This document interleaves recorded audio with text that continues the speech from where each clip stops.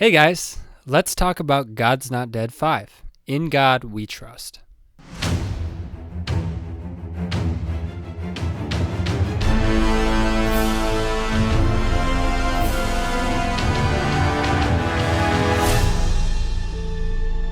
Hey guys, back at the desk again.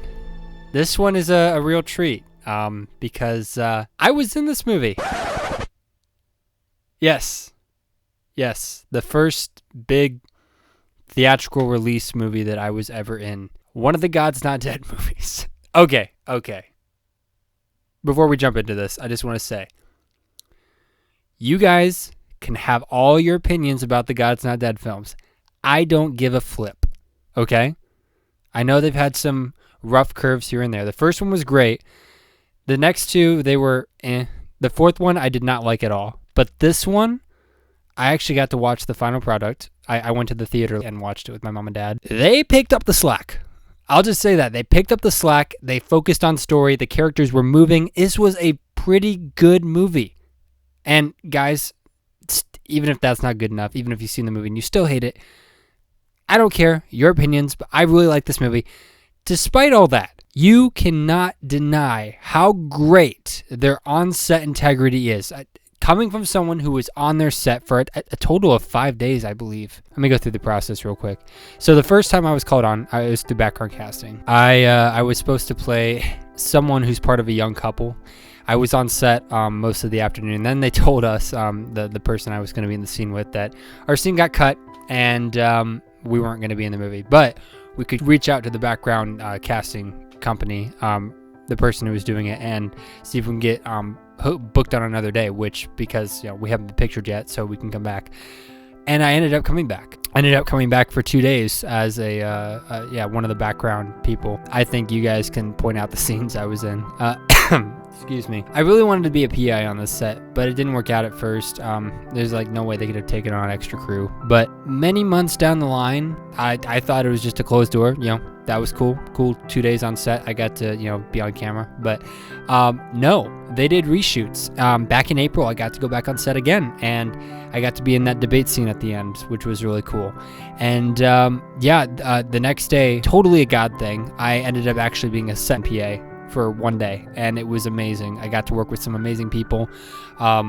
People like Kate White and Caleb Soliday, who are two amazing other PAs I worked with. They're going to be big names someday, I'll tell you that. But yeah, let's just jump into this. And by the way, there might be spoilers up ahead, so watch out. So this story picks up from the fourth one, which, as I said, I do not like the fourth one. I think that it could have been way better. It had a good message as its premise, but honestly, I feel like they tried to push a message too much over a story, which whenever you do that, the film is bound to fail. That's been proven time and time again. And I think the acting was very subpar in the fourth one. The fourth one was just overall not a great film. Not a great film. I'm just going to say that. I'm sorry, Dave, and the team behind it. I did not like the fourth one. But this fifth one, it starts out where the fourth one left off, after Dave basically gave his rant on Capitol Hill about how you work for us. Those statues out there mean you work for us. And there's this election stage going on for congressman for the state of Arkansas. And Peter Kane, who was in the second God's Not Dead film, who was trying to prosecute or sue the high school teacher, he is running for running for Congress, and excuse me, man, the person running against him dies, and so the campaign is just all frantic trying to find out what their next move is going to be. The campaign manager, I think he was the campaign manager, played by Isaiah Washington. He sees David's speech that he gave on Capitol Hill during the whole homeschool education hearing things, and he's like, this is the guy we need. This would be an awesome change in the political landscape and everything. So they reach out to David. At first he's kind of taken aback by it. He's like, I don't want to bring myself into this, but then he realizes that it may be where God is calling him to be. So he gets into the campaign, and after that, it's off to the races. The way they wrote Peter Kane's character, it's like, he is so anti-Christian. It's kind of a stereotype, I know, but it's like he was the only person in that movie who was really like that. I know that in the past movies, sometimes they tend to write the non-God people as jerks, complete jerks. I've been critical of that in one of my skits, but like the characters in this film had some depth to them. I'll just say that the person who stepped in to help David with his campaign, played by Samara Armstrong, she's a very nice lady to work with. We were on set with her when we were filming those the scenes we were in. Lottie is played by Samara Armstrong. She is trying to help Dave get his campaign, more coverage and make it look good.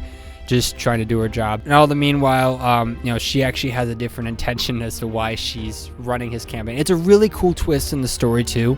I think this is a good segue because I think like one of the best things I liked about this movie is her character arc. I think she was like the most in-depth written character, and I just like Lottie's character. What I didn't like about the movie? Let's see.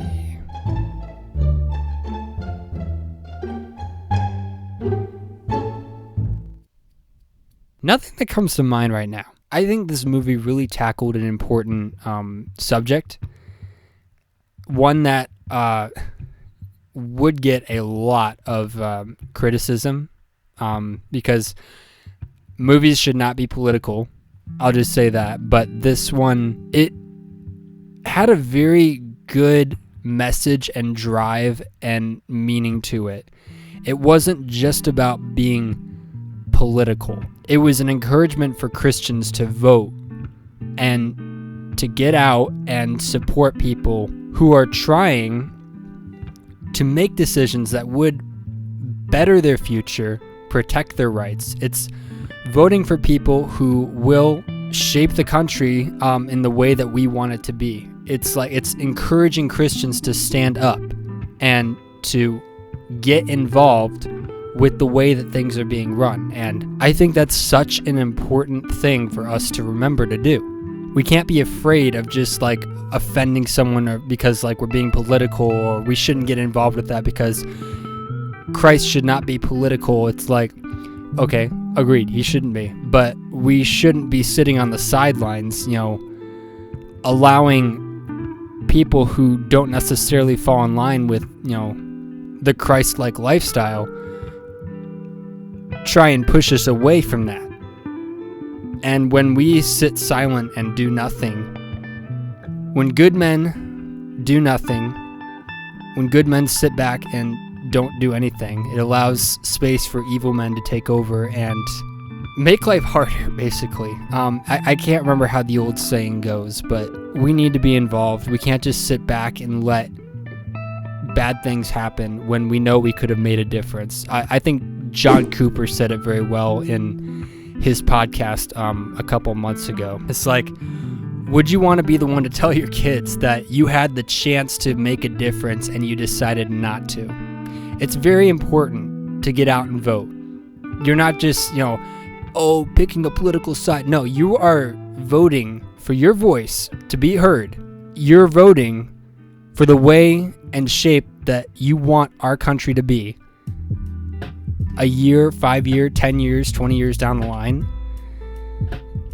This movie really stressed the importance of Christians voting and getting out and getting involved. So I'll stop my rant there. I really like this movie. I think it really piqued God's Not Dead a bit. The first one was probably the best, but this one, I feel like it made a comeback. And if you haven't seen it yet, I don't know if it's still in theaters. It was a Fathom event, so it's probably not that long in theaters. Go see it, if possible. Go see it. God bless. Thanks for watching.